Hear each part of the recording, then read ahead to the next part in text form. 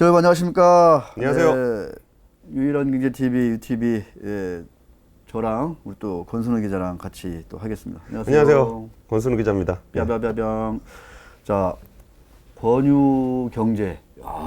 뭐 여기저기서 지금 막 얘기가 많이 되고 있네요. 얼마나 핫했냐면은 네. 오늘 네이버 검색어에 권순우가 올라왔더라고요.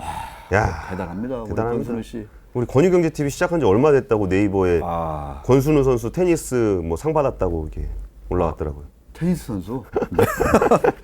네, 알겠습니다. 자, 하여튼 그 유일한 경제 TV하고 발칙한 경제가 이제 곧 새로운 유튜브 이제 독립 계정으로 출발을 할 예정이니까 더 많이 또 이렇게 호응도 해주시고 좀 이렇게 나름도 비판할 거 해주시고 그래야 저희도 또 힘이 나서 그걸 또 동력 삼아서 쭉쭉쭉 갈 수 있으니까 많이 좀 응원해 주시기 바라겠습니다. 무엇보다 방송 독립하면 꼭 구독 꼭 해주셔야 됩니다. 구독해 줘야죠. 예. 그걸 안 해주시면은 말짱황입니다. 진짜 권유경제가 아니라 구독경제네. 구독경제죠. 자, 알겠습니다.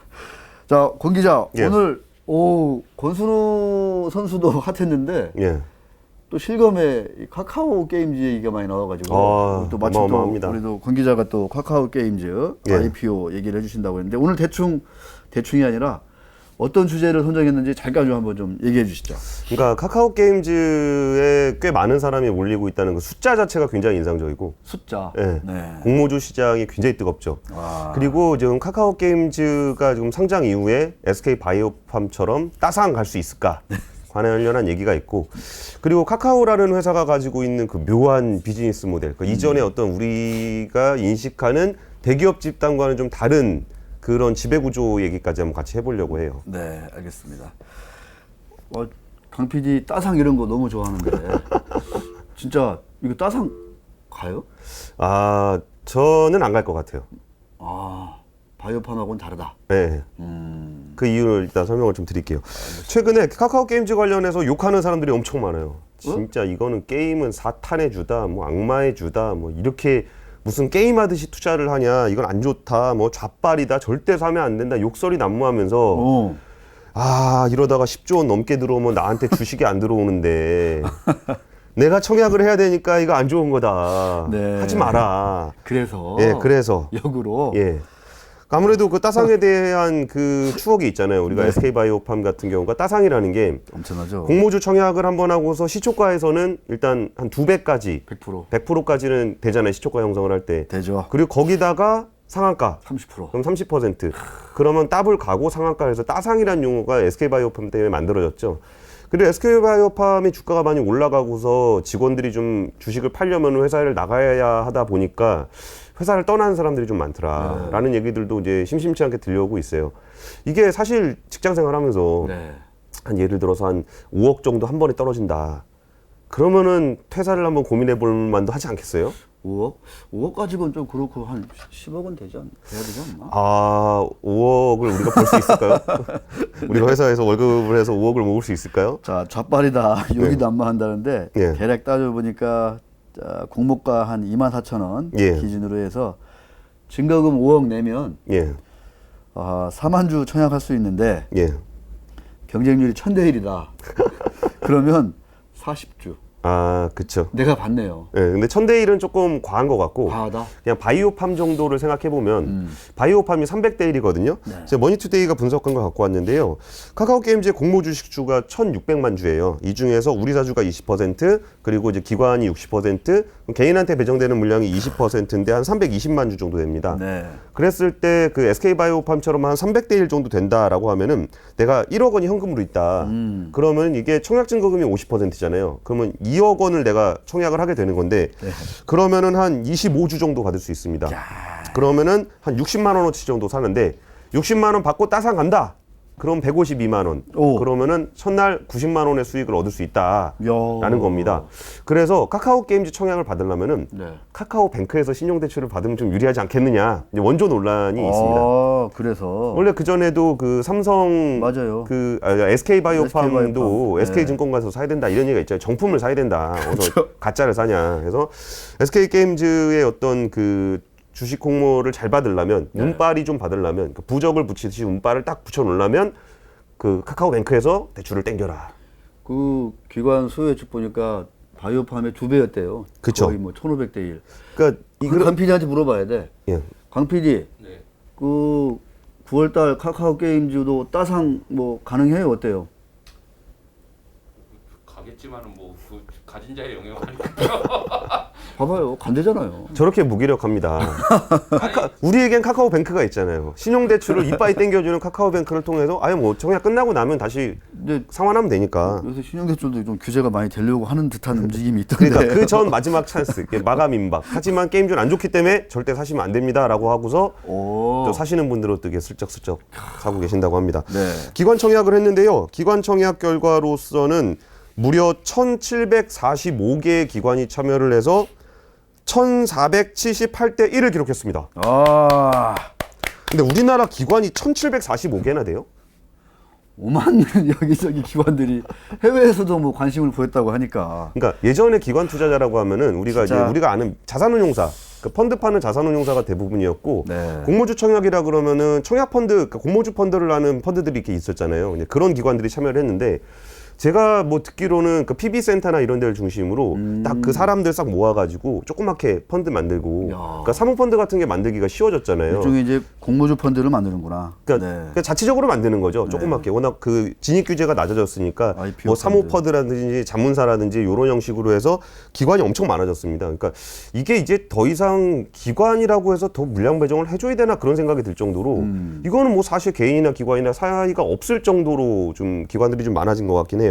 그래서 이제 올해 지나면은 소액 투자자 위주로 이제 IPO 시장을 좀 바꾸겠다. 왜냐면 증거금대로 가니까 또 그쵸. 기관은 증거금 규제가 없잖아요. 그렇죠. 그러다 보니까 이제 일반 그 소액 투자자들이 IPO 시장에서 워낙 또 이제 불리한 게임 한다 이래가지고 좀 그런 규제도 많이 좀 들어올 거다. 그래서 여러 증권사 다니면서 청약하잖아요. 예, 예. 그런 거 이제 좀 막겠다. 뭐 이런 얘기도 있고 그렇습니다. 그러니까 예전에 기관이라 그러면 좀 도매로 사는 느낌이 있고 이게 IPO가 지금 같지 않을 때는 정말 그 실패할 수도 있잖아요. 그럴 때 이제 그 도매로 사는 기관들에게 어드밴티지를 좀 줬던 것 같은데 요새 장이 좋다 보니까 이제 개인들도 나도 받고 싶다라는 목소리가 높은 것 같아요. 아 근데 저는요 자꾸만 우리가 지금 발령보다 열악하다 이 얘기가 지금 꽂혀가지고 계속 웃음이 나와요. 예. 강 PD 우리가 발칙한 경제보다 열악하대. 이거 어떻게 해야 돼 이거. 큰일 났네 이거 진짜. 예, 다시 돌아와서 요새 카카오가 주가가 굉장히 좋은 거는 다들 알고 계실 거예요. 거의 네. 뭐 상단이 뚫린 지는 이미 오래됐고 40만 원. 저점이 코로나 저점 기준 12만 원에서 지금 40만 원 넘어갔습니다. 네. 3배 넘게 올랐는데 그리고 또 게임 업종도 굉장히 좋아요. 코로나19 여파로 사람들이 집에 있다 보니까 게임을 많이 하게 되고 그리고 우리가 의외로 잘 모르시는 분들이 많더라고요. 게임이 돈을 엄청 많이 벌어요. 근데 권순우 기자도 게임을 하는 거 좋아해요?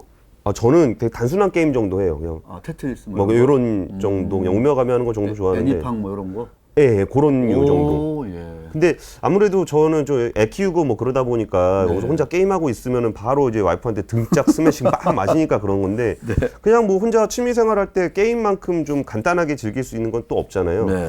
그리고 이제 게임이라는 생태계 안에서 또 생활을 하다 보면은 거기서 소비하는 것이 또 과시적 소비가 이루어지기도 한다고 해요. 그러니까 우리가 이제 사회생활을 할 때 과시적 소비를 하지만 사실 이른바, 게임도 일종의 하나의 생태계잖아요. 사람들 사는 곳이잖아요. 그럼 거기서 뭐 친구들하고 이제 뭐 네트워크도 만들고 자랑도 하고 막 그럴 때 또 현질도 많이 하면 아 현질 나 얘기하려고 그랬는데 뺏겼네. 아 나 이게 뭐지 하다가 현질 맞아. 현질. 현질을 쫙 해버리면은 거기서 또 와 이 아저씨는 돈이 많은가 보다. 네. 그러면서 나 버스 좀 태워주세요. 그거 나 좀 레벨업 좀 시켜주세요. 그러면서 남자가 여자 캐릭터 또 가지고 와갖고 오빠 뿌잉뿌잉 나 좀 레벨 좀 올려주세요. 뭐 이러면 내가 간지나게 아이템 하나 딱 사갖고. 근데 그런 얘기도 있어요. 사실은 이 게임 산업이 이 코로나 19로 인한 그 언택트 시대의 최대 뭐 수혜주냐 예. 뭐 이런 얘기 있었는데 아까 우리 권 기자 얘기했듯이 현질을 많이 하는 그 오빠들이 자영업자들이 꽤 많았다고 하더라고요. 근데 지금 자영업이 잘 안 되잖아요. 그러니까 자영업 잘 안 되죠. 네. 그러니까 이 현질하던 많이 좀 현질하던 오빠들이 생각보다 덜하더라. 예. 뭐 이런 얘기도 있더라고요. 그러니까 게임이라는 산업 자체가 그 자체적인 생산성을 만들기보다는 어떤 생산성이 생긴 거를 가지고 게임으로 여가를 즐기는 산업이잖아요. 네네. 그러다 보니까 실물 경기가 안 좋아지면 게임도 같이 안 좋아질 거라는 전망도 나오고는 있는데 반대로 오프라인에서 놀기도 돈이 많이 들어요. 아, 그러니까 이제 상대적으로. 상대적으로 좀 더 저렴하게 즐길 수 있는 게 게임이기도 합니다. 물론 저렴하다는 것이 게임의 그 마지노선은 아니에요. 네. 아까 말씀드렸던 것처럼 현질의 어떤 과시적 소비도 이루어지기 때문에 네. NC소프트 같은 경우에 2019년에 한 연간 4천억 정도를 벌었어요. 근데 올해는 거의 전망 이익 추정치가 9,500억 정도 됩니다. 거의 더블이에요. 1조. 예. 야, 그 내년 전망은 1조 5천억. 오, 진짜? 그냥 뭐 50%씩 막 올라가는 거예요. 그러니까 이게 게임 산업이 굉장히 좀 그러다 보니까 주가도 많이 올라가고 카카오도 좋은데 게임도 좋아. 근데 심지어 이름이 카카오 게임즈야. 어마어마하죠. 그러니까 요새 잘 나가는 두 아이템을 갖다 붙여놨네. 그렇죠. 네. 그리고 카카오 게임즈에 대해서 잠깐 소개를 해드리면 2013년에 모바일 게임으로 시작을 해서 2015년에 다음하고 이제 합병을 했잖아요. 맞아요. 그러면서 PC 게임 시장에 좀 진출을 했고 지금은 이제 뭐 배틀그라운드라든지 검은 사막이라든지 이런 거 서비스 판권을 가지고서 했고 PC를 했고 2017년 이후에는 모바일 게임에서 음향사라든지 뱅드림, 달빛 조각사 뭐 이런 거 퍼블리싱 하고 있습니다. 네. 그러면은 퍼블리싱이라는 게 뭐냐? 퍼블리싱. 네. 여기는 이제 자체 개발이 아니라 퍼블리싱이다 이거잖아. 보통 그렇게 해요. 네. 그러니까 여기서 그 큰 회사들이 있으면 요새 진짜 광고, 게임 광고 진짜 많이 나오잖아요. 네. 그런 거 보면은 아, 저렇게 큰 광고비를 지불을 해야 되는 건데 그러니까 그리고서 사람들이 몰려오면 맞아. 몰려오면서 규모의 경제가 발생을 하고 많은 사람들이 이용을 하다 보니까 다양한 시나리오들이 안에서 펼쳐지고 네. 그러면서 게임이 확장되는 경향을 보이거든요. 그러니까 굉장히 게임 시장도 자본의 전쟁이 시작이 된 거예요. 그러다 보니까 작은 게임 개발사들 같은 경우에 아무리 재밌게 만들어도 된다. 안 되는 거예요. 그러니까 자문력이 좀 큰 규모가 있는 회사가 그 판권을 좀 사들이면서 게임을 이렇게 릴리즈를 해주는 거죠. 그렇게 이제 퍼블리싱인데 그러면 처음에 뭐 일정 정도의 개발비를 좀 지급을 하고 그 다음에 이 게임에서 벌어들이는 수익의 한 6대 4 정도. 유통 마진을 뭐 많이 가져가는 상대적으로. 예. 네. 그러면서 이제 뭐 이쪽 그 퍼블리싱 한 대가 6 먹으면 개발사가 한 4 먹고 뭐 이런 식인데 사실 카카오 게임즈의 특징 중에 하나이자 약점 중에 하나라고 꼽힐 수 있는 부분이 자체 게임 비중이 낮아요. 그러니까 그 얘기는 이걸 좋다고 봐야 돼, 나쁘다고 봐야 돼요. 그러니까 어떻게 보면은 이제 카카오라는 어마어마한 플랫폼과 여기에 어마어마한 자본력이 있다라는 거는 굉장히 좋은데 그리고 이게 일종의 그런 거예요. 그러니까 유튜브 같은 플랫폼이 있다 그랬을 때 네. 유튜브라는 플랫폼이 없으면 저희 같은 방송을 못 만들잖아요. 그러니까 우리 입장에서는 유튜브가 참 고마운 존재죠. 고마운 존재이고. 그리고 유튜브가 굉장히 경쟁력 있는 데고. 근데 우리가 막 어마어마하게 유명해지는 거야. 그렇죠. 막 진짜 NBA 농구만큼 아니면 NFL 막 프로야구 이 정도로 유명해져 갖고 아 우리가 딱 이러고 있으면은 아유 유튜브 잠깐 와봐요. 아, 지금 나 때문에 지금 유입되는 고객이 얼마인데 지금 어떡할 겁니까? 뭐 이렇게 할 수 있는 콘텐츠 파워가 생기거든요. 네. 그러면 아 야 유튜브 됐고 넷플릭스 잠깐 들어와 봐요. 할 수 있는 거죠. 그 디즈니 또 한국 들어온다면서요. 그러면 이제 한국의 유일한 경제 권유경제 TV 안 나오는 채널은 안 팔립니다. 우리 거 사가셔야 됩니다. 그런 날이 오겠죠, 뭐. 그러면서 플랫폼의 경쟁이 치열해질수록 콘텐츠의 힘이 좀 더 강화되는 경향들을 좀 보이거든요. 개발사들. 예. 그러면서 이렇게 우리나라의 게임 회사들 중에 자기의 독자적인 IP를 갖고 있던 회사들의 주가가 또 이게 올라가게 된 거예요. 그러니까 예전에 게임 산업이 작을 때는 이걸 릴리즈해 줄 수 있는 퍼블리싱 회사의 경쟁력이 돋보였던 거고 그리고 시간이 지나서 게임 산업이 좀 더 커지게 되면은 실제 그 콘텐츠를 가지고 있는 사람들의 힘이 점점 강해지는 경향을 보여요. 네. 그랬을 때 카카오 게임즈 같은 경우는 뭐 이제 그 한 10% 정도가 자기네 그 적이고 자체 개발한 매출이고. 자체 개발이 한 20%, 퍼블리싱이 한 60%, 그리고 이제 카카오 게임학이라고 그 카카오톡 보면 거기 게임학이 있어요. 네. 우린 잘 안 해보겠지만 요 매출이 한 10% 그리고 이제 뭐 스크린 뭐 이런 거 오프라인에서 하는 이런 거 비중이 한 10% 정도 됩니다. 현재 공모가는 한 24,000원인데 이렇게 많은 관심을 받는 이유가 장외에서 6만 원이에요. 이게. 예. 그래서 혹자들은 하여튼 뭐 그 얘기는 나중에 하기로 하고. 네, 장외에서 6만 원짜리가 공모가 24,000원에 나왔으니 그러니까 얼마나 이거는 무조건 물방 고기반이다. 이제 먹으면 먹는 거다라고 하니까 그 어마어마한 돈들이 모이고 있는 겁니다. 그러면 여기서 그 카카오 게임즈 같은 경우는 아까 이런 한계가 좀 있다고 말씀을 좀 드렸었잖아요. 네. 근데 뭐 이거를 사실 모르는 게 아니고 당연히 그렇게 알고 있는데 거기서 이제 그런 포트폴리오가 이제 변화되는 과정을 보면은 처음에 개발사로 참여를 했을 때 계약금을 지불하고서 이걸 퍼블리싱해주고 끝나잖아요. 근데 그런 식으로 하는 게 아니고 지분 투자를 조금씩 하는 거예요. 그러면 점점 늘려가지고 엑셀 게임즈 같은 경우는 이제 어느 정도 처음에는 퍼블리싱을 하다가 나중에 한 200억 정도를 투자를 해서 이 회사의 지분 53%를 인수를 해서 자기의 어떤 자회사로 두게 된 겁니다. 이제 돈이 생기니까 이제 뭐 이런 것도 충분히 가능하구나 이제 그죠? 예. 네. 그러니까 이제 점점 그 포트폴리오 모델이 이전에는 퍼블리싱 위주였다 그러면은 개발사에 투자를 하면서 내재화를 시키는 그런 식의 모델을 가지고 있는 거예요. 이번에 뭐 IPO에서 자금 많이 생기면 또 네. 이제 이런 식의 뭐 시도를 하겠죠, 그죠? 예. 개발사 지분을 한다고 하니까. 예, 그 얘기도 했습니다. 네. 카카오 게임즈에서 공모자금 가지고 뭐 할 거냐. 그때 뭐 공모자금 받아서 뭐 하겠어요. 게임 사야죠. 게임 회사가. 이 얘기를 이제 사장님이 한 거예요. 앞으로도 이런 게임들을 많이 살 거다. 그러면은 이제 24,000원이 이제 비싼 거냐 싼 거냐. 그 공모가 일단 장외가 6만 원이니까 너무 싸지 않냐라는 평가가 나오는 건데 실제 멀티플을 해보면 밸류에이션 기준으로는 PE 한 2배에서 4배 정도 나오더라고요. 24,000원 기준으로. 예, 22배 정도 나오는데 이게 게임 회사의 PER이 뭐 한 적게는 한 8%, 8배에서 넷마블 같은 경우는 한 46배 정도가 나와요. 네. 그러면 이게 뭐 저기 어디야? NC소프트 이런 데도 한 27배, 25배 막 이렇거든요.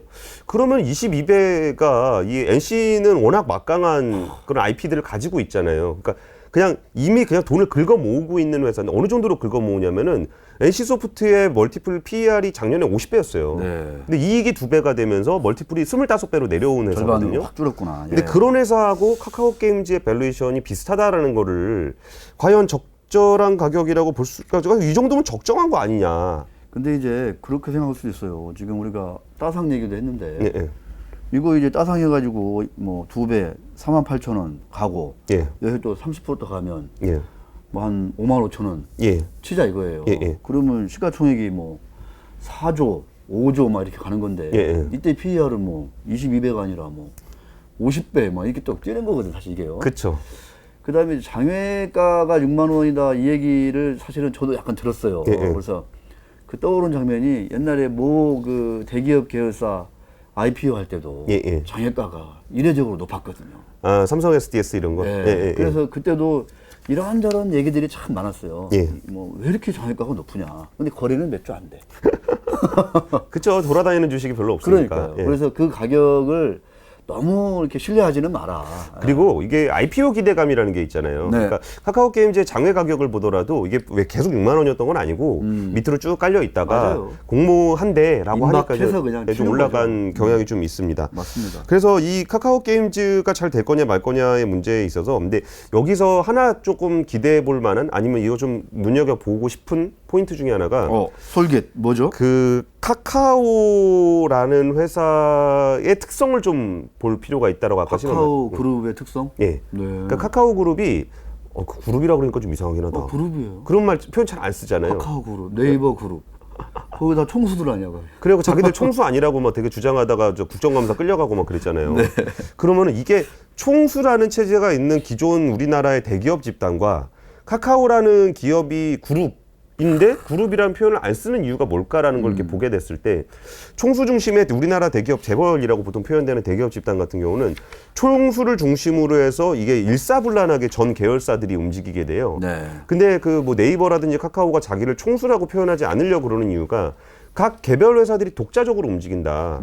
독자 경영한다. 예, 물론 재벌 기업들도 다 계열사 독립 경영한다고 말은 합니다. 근데 이게 어떤 차이가 있냐면은 그러니까 삼성 같은 경우는 잘 들어봐야 되겠다 진짜. 예, 삼성 같은 경우는 반도체도 하고 스마트폰도 하고 냉장고도 하고 TV도 하고 뭐 이런 걸 삼성전자 안에서 하잖아요. 카카오 같은 경우는 카카오 내부 말고 다른 비즈니스들을 각각 개별 계열사에서 해요. 그러니까 내재화를 안 하고 다 외 밖으로 빼놔요. 별도의 주식회사를 만든다. 예, 모빌리티도 카카오 모빌리티, 카카오 택시를 하고 있는 카카오 모빌리티도 따로 있고, 페이도 따로 있고, 카카오 뱅크도 따로 있고, 막 카카오 페이지도 따로 있고, 무슨 프렌즈, 카카오 뭐 그런 게 다 이렇게 개별로 돼 있거든요. 네. 그러니까 이런 거를 좀 어떤 식으로 저희가 봤을 때 어떤 식으로 보고 있냐면은 그 손정희 소프트뱅크 회장이 자기의 지배 구조를 얘기할 때 점선면이라는 표현을 썼거든요. 그러니까 이 기업의 주요 지분을 보유하긴 하지만 이 회사를 지배하진 않는다. 그러니까 관여하지는 않는다. 예. 경영 관여하지 않는다. 그러니까 그리고 그 회사를 인수했을 때 그 경영진을 그대로 둔다. 왜냐하면 이 경영진이 이 기업을 잘 끌고 왔기 때문에 이 기업의 밸류가 나오는 거고, 그래서 내가 샀는데 CEO를 자른다는 거는 그 회사의 밸류를 갉아먹는 거다라고 하면서도 주요 주주 지분을 가지고 있으면서 영향력은 행사하지만 실제 경영은 이쪽에다 맡긴다는 거거든요. 그리고서 계열사가 각각 있는 듯이 보이지만 이 비즈니스들이 소프트뱅크라는 그 이름 안에서 협업을 하면서 일종의 하나의 생태계를 구성하는 그 전략을 점선면 전략이라고 얘기를 해요, 소프트뱅크. 네. 그럼 카카오 같은 경우는 어떠냐면은 그 카카오라는 굉장히 강력한 모바일 플랫폼, 모바일 그 메신저 플랫폼이 있잖아요. 그러면 이 플랫폼을 기반으로 해서 활동할 수 있는 기업들이 각각 존재하는 거예요. 존재하고 각각 이런 콘텐츠들이 존재하기 때문에 카카오라는 그 모바일 플랫폼이 또 파워를 갖게 되는 그렇지. 거예요. 이거 있으면 거기서 뭐 은행도 쓰고 뭐 이것도 쓰고 뭐 노래도 듣고 만화도 보고 이러면서 이걸로 또 다 연결이 되거든요. 그러면은 개별적으로 존재하고 있는 그런 회사들과 카카오라는 어떤 테두리 안에서 존재하는 회사의 하나의 경쟁력이 사업부로. 완전히 달라요. 그러니까 개별 사업부라고 보기도 좀 애매한 게 개별 기업인데 카카오에 협력하고 있는 기업이라고 한다면, 카카오라는 플랫폼을 마음대로 이용할 수 있는 회사라고 한다면 이 회사에 대한 그 성장 가능성은 더 높아질 수 있다는 거죠. 그러면서 이거를 개별적으로 두고서 또 하나의 특징 중에 하나가 일종의 그 벤처 캐피탈 같은 역할을 해요. 그렇죠. 그러니까 근데 딱- 이제 예. 네, 맞아요. 그 좋은 얘기도 했었는데 이제 손정희 씨 같은 경우에 주로 이제 M&A 같은 걸 통해서 예. 여러 계열사를 거느리는 뭐 점선명인지 전면명인지 몰라도 예. 근데 이제 이 카카오 그룹은 특이한 게 M&A도 이제 하려고 하지만 예. 아직까지는 이제 자체적으로 이제 별도로 그 사업부 하나를 떼가지고 그 자회사들, 손자회사들을 쭉쭉 만들어 나가고 있잖아요. 예, 예.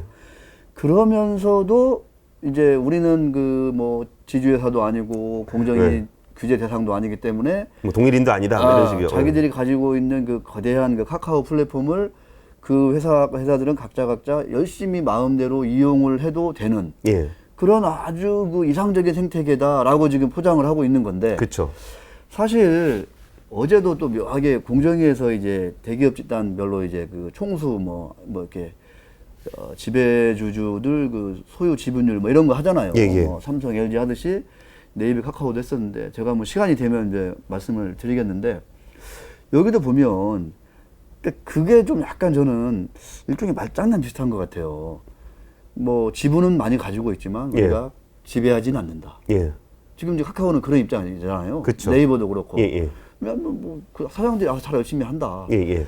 근데 저는 이제 주목하는 게 그거죠. 그러니까 아까 이제 이 카카오 게임즈의 상장이 네이버 그룹과 카카오 그룹의 그 대표되는 우리나라의 그런 어떤 새로운 신흥 그 재벌 지배 구조에서 어떤 의미를 갖느냐라는 예, 예. 관점에서 보면 말은 사실은 관여하지 않는다. 이거 따로 독립 경영한다. 이렇게 하지만 그 숫자들이나 지배하는 형태나 지분율이나 이런 걸 보면 비슷해요. 큰 차이가 없고 예. 오히려 더 심한 사례도 많아요. 그러니까 계열사 숫자가 SK그룹 다음으로 많아요. 2등에 2등 카카오가. 카카오가. 계열사만 90개. 그러니까요. 예. 이거를 그럼 카카오는 그냥 우리는 VC 형태이기 때문에 뭐 괜찮은 거야. 뭐 이렇게 우리가 이렇게 할 수 있는 거냐. 예. 그리고 김범수 부장은 되게 착한 하나의 그 벤처 사업가인 거고, 또 다른 그 뭐 삼성이나 LG의 누구 총수는 뭔가 좀 구린 듯한 그런 이미지를 갖는 그런 뭐 하나의 그 총수다. 예.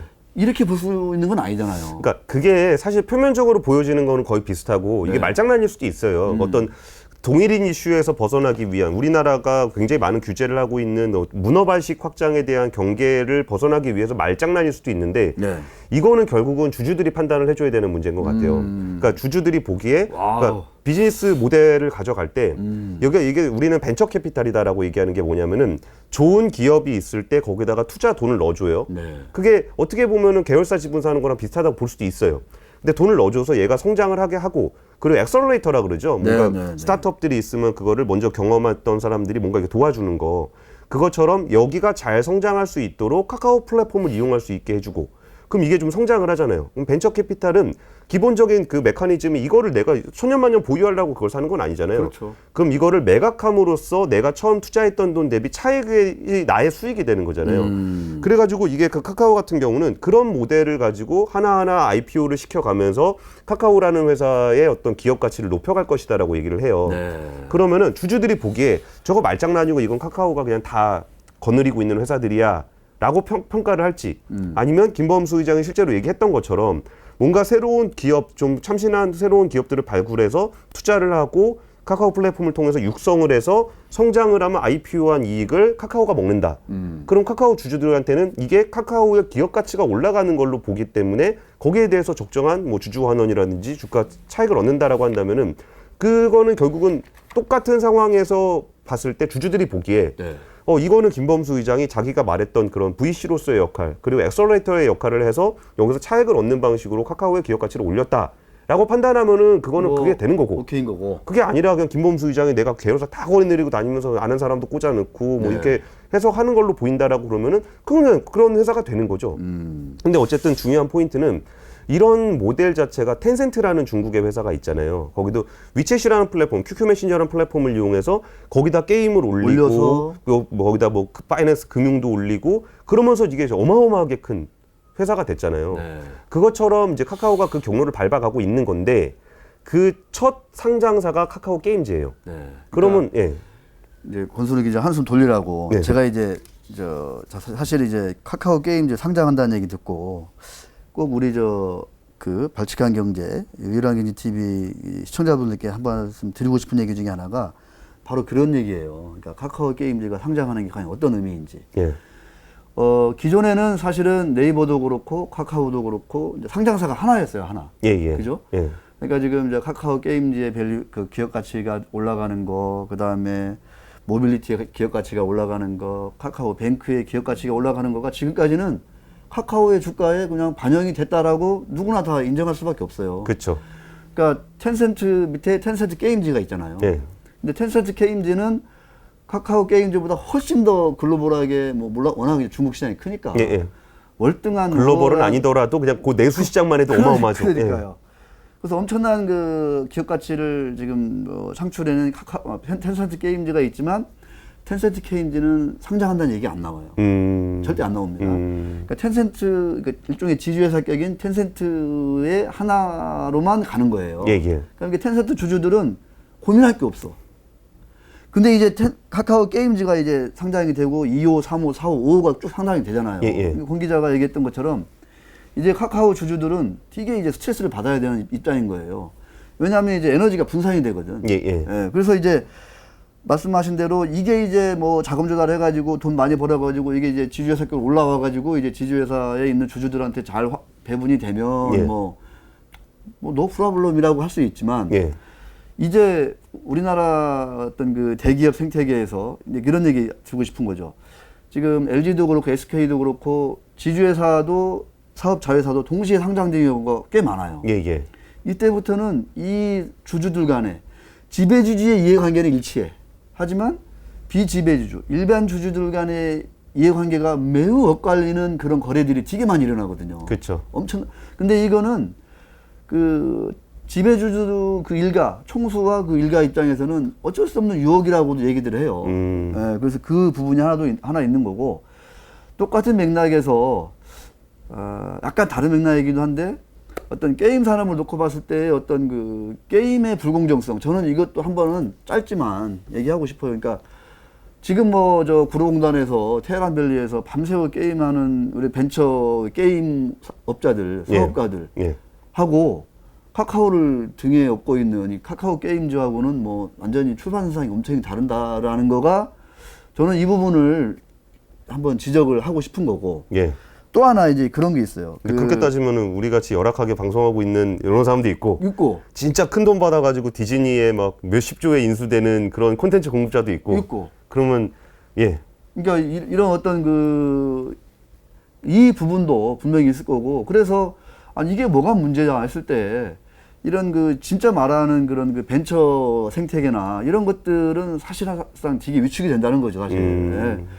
자 보세요. SK 바이오팜 그냥 상장해가지고 대박 나가지고 직원들이 나갈 정도로 이렇게 대박이 나잖아요. 예, 예. 몇 년 만에. 예, 예. 예, 뭐 그런 유사한 사례인데 또 하나의 이제 불공정함이라고 해야 되나 이제 말란 김에 이 초기 투자자들하고 예, 예. 이제 오늘 내일 이제 IPO 들어가가지고 이제 유통시장에서 사고 팔아야 되는 기관들 뭐 일반 투자자들하고는 이 수익률 자체가 어마어마하게 다르다는 거예요. 그렇죠. 예.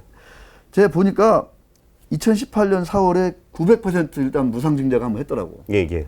또 그때 보니까 스톡 옵션을 5,000원짜리가 120만 주가 지금 들어왔어요. 그때. 근데 지금 이제 이게 여기서 따상 가면은 5만 원, 6만 원 간다는데 예, 예. 2년 만에 지금 뭐 1000% 이상 나는 거거든요. 그렇죠. 이것도 분명히 좀 하나가 있다는 거고. 그 다음에 이제 또 하나가 뭐냐. 그러니까 이제 아까 얘기한 그 총수. 예. 그런 총수, 1인 총수에 의한 어떤 지배하는 이런 모델을 어떻게 볼 거냐. 그 어제 발표된 공정위 자료 보면 카카오만 해도 제가 아까 좀 쭉 프린트를 해봤더니 저는 이 정도인지는 진짜 몰랐어요. 진짜 많아요. 예. 이 뭐 카카오 정말 그 많은 하림 그룹은 뭔지 보지 마시고 많다 이것만 보시면 됩니다. 그 많은 하림 그룹은 뭐 게임이 안 돼요. 그러니까 이제 할인은 좀 그래도 깔끔하네요. 물론 이 깔끔하게 만드는 과정에서 총수의 이익을 많이 보시긴 했지만. 그러니까 재벌 총수들 내부 지분율 현황 평균치를 보니까 예. 총수 일가 지분율이 3.6%예요.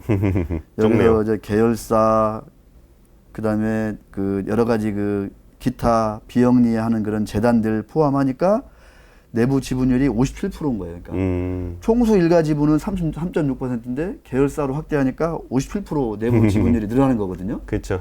근데 이 카카오를 보니까 저는 이것도 한번은 우리가 좀 지적이라고 해야 되나 한번 조금 눈여겨볼 필요가 있다.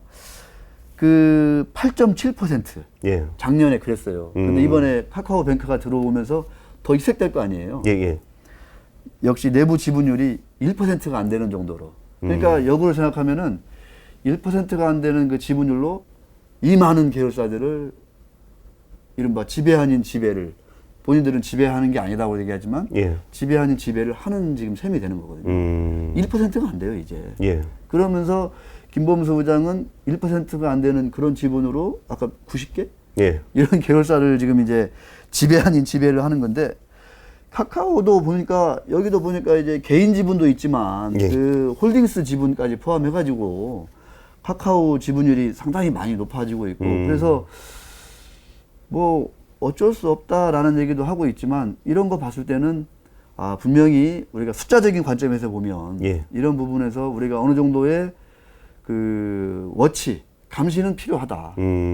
이거를 그냥 이 생태계는 상당히 주주와 그 직원과 그 사회가 그 시장이 다 윈윈하는 그런 생태계니까 그냥 노 프라블렘이다. 이렇게 볼 것만은 아니라는 생각이 들더라고요, 저는. 근데 이게 구조의 문제는 그렇게 볼 수 있는데 네. 그럼 행동의 문제가 있잖아요. 행동의 문제. 예, 그러니까 이게 똑같은 걸 하더라도 네. IPO를 시킬 것이냐 아니면 자기한테 유리한 방향으로 M&A를 시킬 것이냐 이런 걸 볼 때 IPO는 사실 그나마라도 좀 깔끔한 방식이긴 해요. 그러니까 만약 내가 뭐 좀 이렇게 아들한테 좀 헐값에 넘기거나 아니면 지인하고 뭘 하거나 뭐 이런 식으로 할 수 있을 경우가 이제 행동의 문제인 거죠. 같은 네. 지배구조 안에서도. 물론 초기 투자자들에 비해서 나중에 들어간 사람의 이익이 적은 거는 사실 뭐 어떤 기업이든 그 엔젤 단계에서 들어갔을 때가 제일 수익률이 높잖아요. 물론 실패할 가능성도 높고. 당연하죠. 그리고 실패할 가능성이 높은 것을 만회하는 게 카카오라는 플랫폼 위에 얹음으로써 성공률을 높이는 방식이잖아요. 네. 그러니까 말씀하신 부분에 대한 그 행동적으로 뭔가 그 사익 편취라고 보통 얘기하죠. 총수 일가가 사익을 편취하는 행위가 나타난다 그러면은 결국은 기존에 있었던 문어발식 경영이랑 그러니까 카카오냐 삼성이냐 뭐 다른 기업이냐 이런 거의 문제가 아니고 그 사람은 실질적으로 그 지배 구조를 이용해서 어떤 행동을 했느냐를 좀 볼 필요가 있는 것 같아요. 네. 근데 뭐 사익 편취의 모습을 보인다고 한다면은 그 사람은 뭐 진짜 그런 사람이 되는 거고 거기는 뭐 배임이 됐던 아니면 뭐 이렇게 그 공정거래법상 이슈가 되거나 그거는 필요한데 아직까지 그런 모습이 나타나지 않는 게 있고 그리고 내가 그럼 그 회사를 않는다? 단언? 네? 단언적으로? 아니죠. 그런 행동이 나타나면 비판하면 된다는 거예요. 아, 나타나면. 예, 물론 구조적으로 그런 게 뭐 이 구조나 똑같은 거 아니야라고 하겠지만 네. 그 구조 안에서 어떻게 행동하느냐, 그리고 주주들을 어떻게 대하느냐, 뭐 주주들이 반대를 할 때 이걸 수용을 하느냐, 이런 행동적인 이슈들이 있는 거잖아요. 그러니까 지배 구조만 보고서 여기서 좋다 나쁘다 얘기할 건 아니고, 그러니까 아, 중요한 얘기예요. 그러니까 예를 보더라도, 그러니까 아니, 카카오니까 괜찮아가 아니고 어차피 구조가 똑같다는 건 인정할 필요가 있는 거고, 자기가 그 구조가 진짜 벤처 캐피탈리스트로서 움직이고 있는 거와 아니면 진짜 총수로서 움직이는 거의 행동은 분명히 다르게 나타나요. 그 부분을 좀 하는데, 어쨌든 그래서 카카오 같은 경우가 지금 40조 넘게 갔을 때 이 밸류에이션을 하는 방식이 되게 특이하더라고요. 그러니까 그 자회사들의 밸류에이션을 각각 해요. 개별적으로. 수많은 자회사들. 예, 그러니까 뭐 이렇게 다진 않고 굵직굵직한 거. 거. 애널리스트들이 예를 들어서 카카오뱅크는 은행에 대한 밸류에이션을 하고, 뭐 카카오 뭐 페이지나 이런 거는 콘텐츠에 대해서 하고, 그래서 뭐 이게 하면은 뭐 카카오 게임즈가 8천억, 뭐 페이지가 1조 9천억, 뭐 피코마가 2조 6천억, 뭐 모빌리티가 1.5천억, 이렇게 한 다음에 이걸 더해요.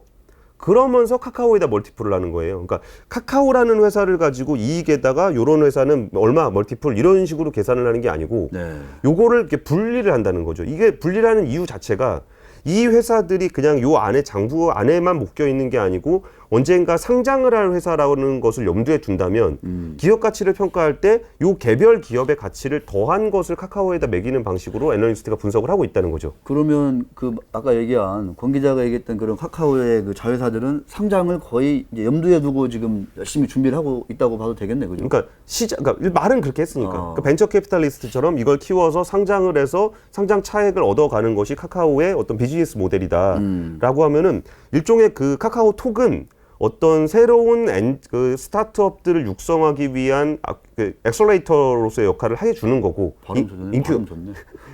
인큐베이터 역할을 해주는 거고, 그럼 여기서 잘 성장을 시킬 수 있다는 얘기는 내가 투자를 했을 때 성공할 가능성을 높여주는 회사다라고 본다면, 카카오라는 회사를 그냥 모바일 플랫폼으로 보는 것이 아니고 일종의 투자를 성공시키는 어떤 툴? 참 좋은 얘기인데요. 나는 그것도 궁금해. 저 카카오톡이 예. 그 플랫폼이 예. 이건 자회사 아닌 다른 일반 그 뭐 유통이면 유통이고 이런 벤처기업 게임이면 게임 이런 데도 좀 오픈이 돼 있죠? 그러니까 샵 같은 경우 이게 그러니까 좀 커머스 쪽은 조금씩 여는 것 같아요. 수수료를 좀 내긴 내야 되겠죠. 그죠? 그러니까 커머스 같은 이용료는 경우는 되겠죠. 자기가 직접 만들진 않으니까. 그러니까. 퍼블리싱 같은 경우에도 아까 전에 우리가 구로공단 뭐 테헤란로에서 게임 만들고 여의도에서 이런 거 카메라 하나 놓고 찍고 있고, 우리가 이것만 가지고 어떻게 성공할 수가 있겠어요. 그렇죠. 그럼 우리가 이거를 뭔가 이제 플랫폼에다 올릴 수 있는 기회가 생긴다는 거는 이전에는 아예 가능성이 없었는데, 그러니까 게임 회사들도 퍼블리싱하는 회사가 없었다면 영원히 그냥 자기 혼자 만들어서 디스켓으로 이제 사람들 돌려고 막 이러고 봤을 텐데, 퍼블리싱 회사를 통해서 내가 성장할 수 있는 기회를 얻게 된다는 측면에서 보면은 과거처럼 뭐 이렇게 어디다가 대기업에다 납품했다가 기술 뺏기고 뭐 이런 거보다는 좀 기회가 생긴 건 아닌 것이냐. 좀 더 좀 투명해졌다. 예. 물론 이제 카카오의 자회사한테 더 뭐 많은 기회가 가겠지만, 그쵸. 뭐 예. 테헤란로에 있는 그런 게임 개발사들한테도 오픈이 된 측면은 분명히 있다. 예, 그런 측면에서 이번에 제가 카카오 게임즈에 대해서 좀 눈여겨보고 싶은 포인트는 그거예요. 게임 회사인데 NC 같은 게임 회사가 있고, 카카오 게임즈는 카카오라는 플랫폼 안에서 움직이고 있는 첫 번째 게임 회사가 상장을 하게 되는 거잖아요. 네.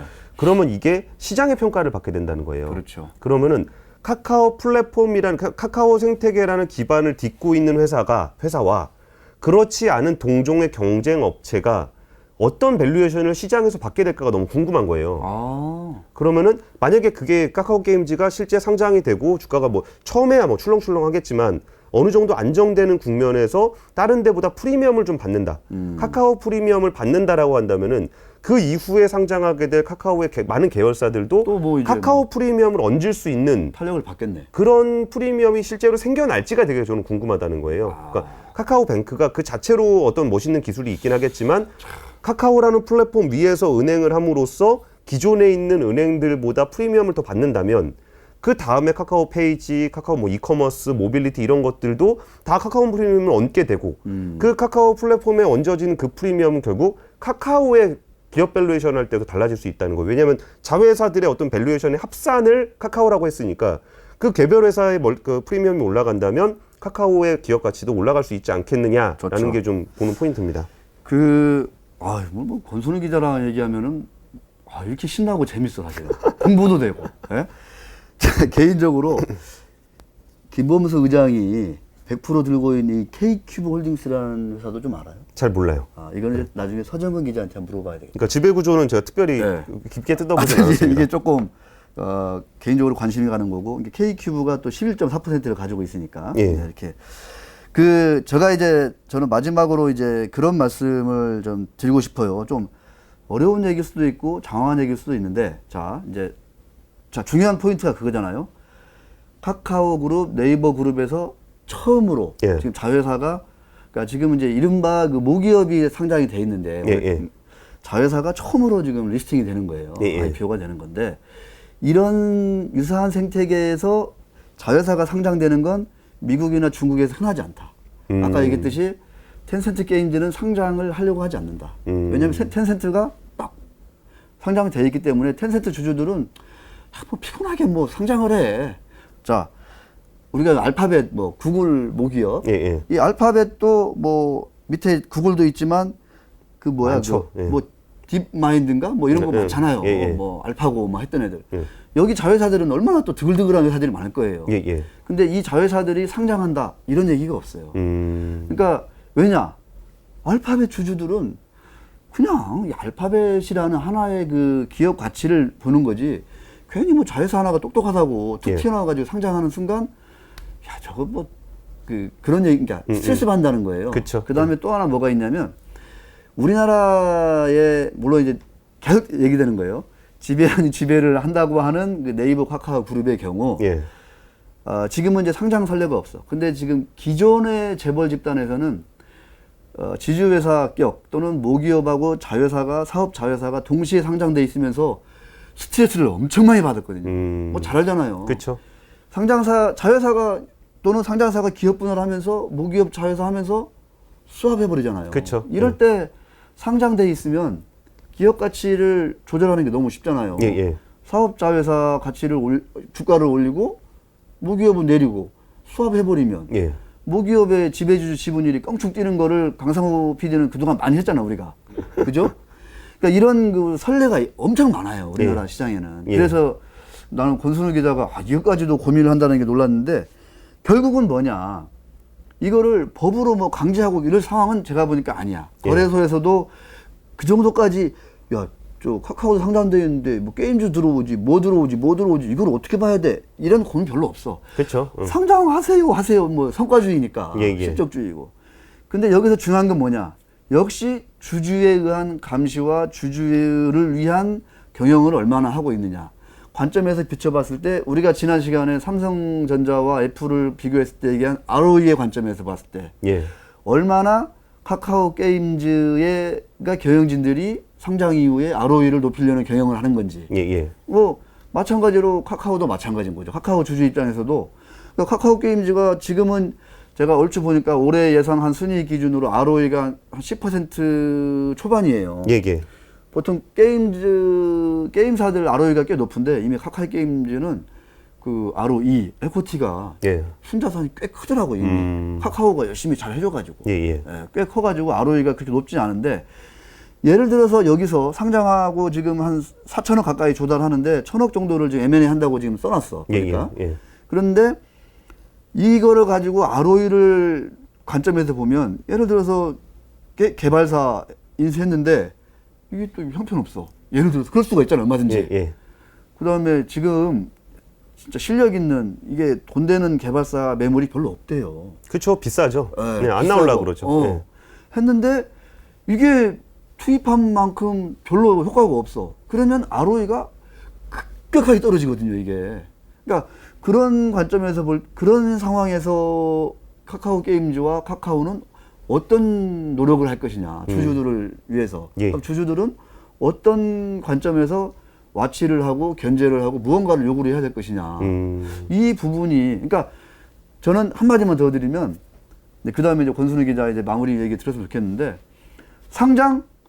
그러니까 카카오 게임즈의 상장, 뭐 마다할 방법도 없고, 뭐 환영한다고 환영해요. 왜냐하면 기존 주주들 엑시트도 해야 되고 뭐 일반 또 우리 또 동학개미도 좋아하고 하니까. 예. 그런데 그 다음이 중요하다는 거예요. 그 다음 이유가 상장 이후의 과정이 너무 중요하다는 거죠. 그래서 그쵸, 예. 이 카카오 게임즈의 그 지배주주와 또 새로 들어갈 일반 주주들이 어떤 대접을 받느냐. 경영진들이 야, 뭐 옛날에 뭐 일반 기존의 재벌들이 했던 행태대로 너희들은 그냥 ROE가 떨어지고 말건 그냥 나가 있어. 네. 이렇게 할 거냐. 아니면 우리는 기존에 왔던 새로운 그 이미지, 그쵸? 네. 새로운 가치, 새로운 혁신한다고 했으니까 상장하고 나서도 그런 정도로 주주들을 위해서도 뭔가 할 만한 계획을 구체적으로 내놓느냐 안 내놓느냐. 이런 거 저는 되게 아주 중요한 관점에 있다고 봐요. 네이버 카카오 그룹의 생태계에 있어서. 그러니까 지금 말씀하신 게 굉장히 좀 중요한 포인트인데 이게 그 진짜 자회사가 독립적으로 경영하고 있는지를 지금까지는 감시할 방법이 별로 없었고 할 필요도 없었잖아요. 네. 근데 그 자회사가 상장을 함으로써 일반 주주들이 많아졌고 일반 주주들의 이해관계는 카카오 게임즈에 있는 거지 카카오에 있는 게 아니잖아요. 이러면 여기서 충돌이 났을 때 카카오 게임즈의 경영진들이 카카오 게임즈를 위한 경영을 할 수 있도록 하는지가 굉장히 중요한 거잖아요. 그러니까 지배주주인 카카오를 위해서 일을 할 것이냐 아니면 카카오 게임즈라는 회사 자체를 위해서 일할 것이냐가 제일 중요하다고 봐요. 그러면 이게 그 전에 얘기했던 우리는 벤처 캐피탈로 투자를 해서 성장을 시켜서 엑시스라는 돈으로 우리가 이익을 내는 회사입니다라는 그 비즈니스 모델이 진실이 되려면 독립 경영이 가능해져야 돼요. 그리고 이해 충돌이 생길 때 이쪽 경영진들은 이 회사를 위해서 최선을 다해서 일을 해야 되는 거고 이런 문제가 이제 상장이 됐으니까 처음으로 나타나게 되는 겁니다. 그리고 카카오의 주가를 보시는 분들은 알겠지만 이렇게 그거 가다가 안 가고 가다가 안 가고 가다가 안 계속 그랬거든요. 이게 이렇게 우리가 잘 키워서 엑시트하면 돈 많이 벌 수 있습니다. 그러니까 쭉 가다가 에이 상장 안 되네. 가다 상장 안 되네. 계속 그랬거든요. 이 문제가 뭐냐면은 내가 가지고 있는 이 기업이 급격하게 계속 성장할 것 같다 그러면은 그냥 갖고 있는 게 낫죠. 근데 이 관점 자체를 만약에 벤처 캐피탈리스트로 봤다 그러면은 적정하게 성장했을 때는 파는 게 맞아요. 이거 끝까지 가져가는 문제가 아니거든요. 이 문제를 카카오라는 회사가 실질적으로 이 자기들이 얘기했던 그 지배구조와 비즈니스 모델대로 경영을 하는지를 굉장히 좀 볼 필요가 있는 것 같고요. 증권가에서는 일단 카카오 게임즈의 적정 주가를 한 32,000원에서 33,000원 정도 애널리스트가 제시를 하더라고요. 근데 아까 말씀드렸던 것처럼 공모가 24,000원이 싸지 않아요. 그러니까 NC 정도하고 비슷한 레벨이라 그러면은 공모가가. 네. 근데 32,000원일 때 이렇게까지 갈 수 있을까? 카카오 프리미엄을 한 10,000원을 더 준다고? 이게 조금 애매한 게 있고 또 하나는 이게 공모할 때 생겨나는 미묘한 저기가 있는데 그 공모가를 막 자기 맘대로 막 올리면은 금감원에서 되게 싫어해요. 이거 무슨 뭐 멀티플 이런 식으로 하냐 막 그러는데 SK바이오팜 같은 경우는 바이오 회사들은 멀티플이 잘 안 돼요. 그러다 보니까 이거를 저희가 지금 시장 밸류에이션이 지금 한 60배 됩니다, 100배 됩니다 이렇게 금감원에다가 내밀면은 야 니네가 뭐 하는 거 있다고 100배를 하냐. 그러면 이거를 이제 확 눌러야 되는 수가 있어요. 적정하다고 평가되는, 그러니까 상식적으로 그냥 납득할 수 있는 수준으로 눌러야 되거든요. 근데 상장이 되게 되면 시장에 있는 바이오주들 정도의 밸류에이션을 받게 돼요. 그러니까 이게 멀티플이 확 올라가는 거예요. 그래가지고 그게 이렇게 3연속 상한가 가고 막 그랬던 게 처음에 우리가 그 서류를 가지고 서로 작업하는 사람들끼리 했을 때는 멀티플이 요만큼밖에 인정이 안 되니까 요게 이렇게 상장을 시키는데 시장 밸류에이션은 우리가 생각했던 것보다 훨씬 더 높단 말이죠. 그러면서 SK바이오팜이 확 올라갈 수 있는 모멘텀이 됐던 거는 시장이 과도하게 밸류를 주고 있는 부분들을 못 받으면서 상장이 됐어요. 어떤 얘기인지 아시겠죠? 근데 카카오 게임즈 같은 경우는 시장이 받고 있는 비슷한 수준의 밸류에이션을 가지고 상장을 해요. 그러면 SK바이오팜처럼 이게 대박이 날 수 있을 것이냐에 대해서는 저는 그렇게까지 보진 않는다는 겁니다. 다만 상장을 했을 때 다른 게임 회사들과 달리 카카오 프리미엄을 받고 간다는 거, 그리고 하반기에 신작 게임들을 굉장히 많이 세팅을 해놓음으로써 얘네가 상장 이후에 주가 관리를 좀 하려는 움직임들이 보인다는 거, 이런 부분에서는 한 24,000원 그냥 그 정도 밸류보다는 좀 더 갈 수 있겠다는 생각은 들지만 SK바이오팜처럼 시장 밸류가 터무니없이 높은 상황이 아니기 때문에 그 정도를 기대하기는 좀 쉽지 않겠다라는 생각이 듭니다. 끝으로 이제 제가 마무리 드는 생각 중에 하나는 우리가 이제 또 명색이 또 이제 저는 한때 이제 저널리스트고 또 우리 권 기자 열심히 현장에서 취재하고 있는데 이 아직 이제 카카오 네이버 그룹이 뭐 공식적으로 뭐 지주회사다 뭐 이런 건 아니잖아요. 예. 근데 이제 그 우리나라 이제 일반 제조업 그 지주회사가 되면 이제 그런 규제를 받아요. 그러니까 손자회사 또 증손자회사로 가면 100% 지분을 이제 가지고 있어야죠. 가지고 있어야 하잖아요. 그게 이제 공정위 규제인데 왜 그렇게 되냐면 너무 막 이렇게 회사를 만들어 가지고 그거 가지고 또 막 상장하고 또 이거 가지고 또 막 이렇게 매출 일으키고 해가지고 이게 이제 머니 게임 양상으로 가게 되면 이것도 사실은 이제 통제가 안 된다. 예. 이것도 혼탁한 시장이다. 이렇게 이제 보는 건데 이 지금 이제 카카오 게임즈의 상장을 계기로 어떤 미국과 뭐 어떤 우리가 흔히 보는 그런 그 생태계와는 또 다른 어떤 그 카카오도 상장하고 여러 가지 자회사도 상장하는 이런 첫 단초가 깨지는 건데 이때 있어서의 어떤 그럼 상장을 어떻게 봐야 될 거냐. 그러니까 저는 아까 얘기했듯이 뭐 투자한 만큼 이거를 성과한 만큼 이렇게 이거를 팔아서 자금을 수혈해서 M&A도 하고 또 뭐 그 모회사한테도 이걸 돌려주고 뭐 여러 가지 의미 있는 일이 있잖아요. 예. 또 이번에 SK그룹이 SK바이오팜 지분을 또 일부 또 판다는 얘기가 있거든요. IPO 이후에. 왜냐하면 아직도 여전히 지분이 70% 넘으니까 뭐 10% 20% 팔 수 있잖아요. 예. 근데 그런 차원에서 보면은 상장이라는 게 그 어떤 그 자본의 활성화. 예. 자본주의는 사실은 돈을 막 굴려야 되니까. 그쵸. 예. 이런 차원에서는 참 뭐 긍정적인 측면이 있는데 아까도 말씀드렸지만 이 무분별한 이 손자회사 막 그 아래로 갔을 때 이 어떤 이 자본 그 활용의 어떤 고삐가 막 무분별하게 풀리는 거는 언제까지 좀 이렇게 어떻게 봐야 될 거냐 이런 부분 또 하나 그다음에 다시 한번 강조드리지만 카카오 게임즈의 이사들이 그 어떤 그 듀티 오브 로얄티 우리가 이제 이사 충실의 의무 이런 얘기 하잖아요. 그 관점에서 봤을 때 이 주주들을 위해서 얼마나 ROE를 우리가 이제 ROE 얘기를 계속 해왔으니까 높이는 그런 그 이사회 경영 판단을 쭉 하고 이제 할 것인지 하기 위해서 어떠한 청사진을 제시할 것인지 저는 그런 청사진이 있으면 그 이사회 멤버 중에 한 분이 오셔가지고 한번 이렇게 좀 잔잔하게 뭐 얘기해 주시면은 너무너무 좋을 것 같아요. 왜냐면 우리가 지금 이제 새로운 좀 이렇게 혁신의 생태계를 지금 우리가 오늘 좀 이제 얘기한 건데 이게 이제 뭐 해봤더니 뭐 별 다르지 않네 이렇게 되면 너무 슬프잖아요. 그렇죠. 뭔가 좀 다른 모습을 보여줬으면 좋겠고요. 어쨌든 그 SK바이오팜에 비해서 사이즈가 굉장히 작기 때문에 흥행이 대박 날 거라는 거는 이제 거의 기정사실. 뭐 방송 나갈 때쯤은 이미 대박이 나 있을 수도 있으니까 이번에 어쨌든 뭐 저도 한 50억 정도 좀 해볼까 그러다가 제가 뭐 취재 윤리상 제 관심 여기 투자를 하진 않았는데 어쨌든 투자하신 분들은 대박 나시기 바랍니다. 투자하시는 분들은 일단 대박 기원합니다. 대박 기원합니다. 권순우 기자 수고했습니다. 예, 감사합니다. 네.